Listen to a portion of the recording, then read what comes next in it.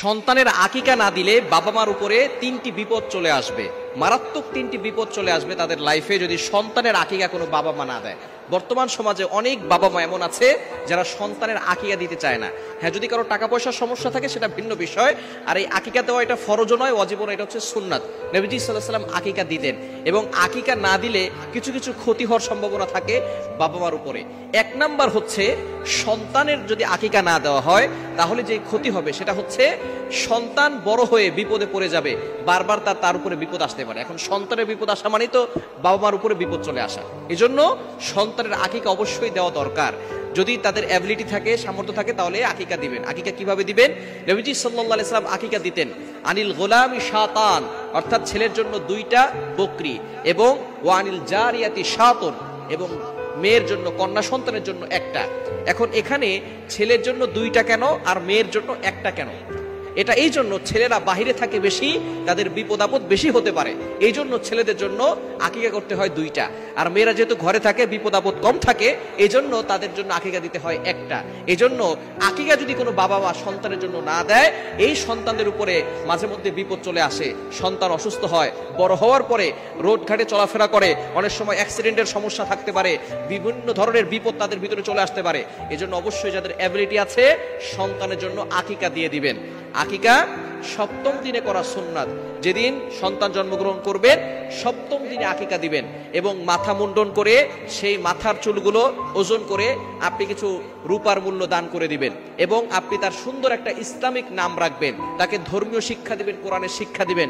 অর্থাৎ 7ম দিনেই তার জন্য আকিকা দিতে হবে, এটা হচ্ছে সুন্নাত। যদি 7ম দিনে না দিতে পারেন তাহলে 14তম দিনে দিবেন। যদি সেই দিনও আপনি না দিতে পারেন তাহলে 21তম দিনে দিবেন। যদি 21তম দিনে না দিতে পারেন, এই পর্যন্ত সুন্নত, বাকি পরের দিন দেওয়া জায়েজ আছে, যে কোনো সময় আপনি দিতে পারেন। তবে সুন্নাহ নিয়ম হচ্ছে আপনি 7 নম্বর দিনে অথবা 14 নম্বর দিনে অথবা 21 নম্বর দিনে আপনি সন্তানের জন্য আকিকা করবেন। ছেলের জন্য 2টা বকরি এবং মেয়ের জন্য 1টা বকরি আকিকা করবেন। 1 নাম্বার বাবা মার জন্য যে বিপদ হবে সেটা হচ্ছে সন্তানের উপর থেকে কখনো বিপদ আপদ কাটবে না।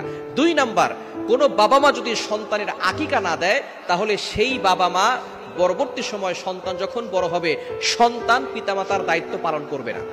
ভালো করে শুনে রাখেন, যে সমস্ত বাবা মা সন্তানের আকিকা দিচ্ছেন না, টাকা পয়সা থাকার পরেও আপনি আপনার দায়িত্ব পালন করেন নাই, এজন্য সন্তান বড় হওয়ার পরে সন্তানও তাদের দায়িত্ব পালন করবে না। সন্তান পিতামাতার বাধ্য হবে না, সন্তান পিতামাতার কথা শুনবে না। অনেকে আমাদের কাছে ফোন দিয়ে বলে, হুজুর আমার সন্তান আমার কথা শুনে না, আমার ছেলে আমার কথা শুনে না, আমার মেয়ে আমার কথা শুনে না। সন্তান জন্মগ্রহণ করার পরে আপনি তার আকিকা দেন নাই, তার দায়িত্ব পালন করেন নাই, এজন্য সন্তান বড় হয়েও আপনাদের দায়িত্ব পালন করছে না। এজন্য অবশ্যই 2য় নাম্বার বিপদ হচ্ছে সন্তান পিতামাতার বাধ্য হবে না। এবং 3 নাম্বার যেটা, সেটা হচ্ছে সন্তান পিতামাতার ব্যাপারে কিয়ামতের ময়দানে শাফায়াত করবে না। অর্থাৎ তারা বলবে যে আমার বাবা মা আমাদের জন্য আকিকা করেন নাই, সুতরাং আমরা আমাদের বাবা মার ব্যাপারে শাফায়াত করব না। এজন্য এই বিষয়ে সতর্ক থাকতে হবে।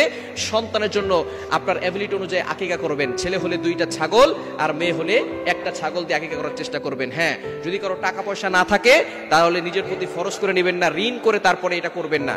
অবশ্যই নবীজি সাল্লাল্লাহু আলাইহি ওয়াসাল্লাম এটা করেছেন, এটা হচ্ছে আমাদের জন্য সুন্নাত।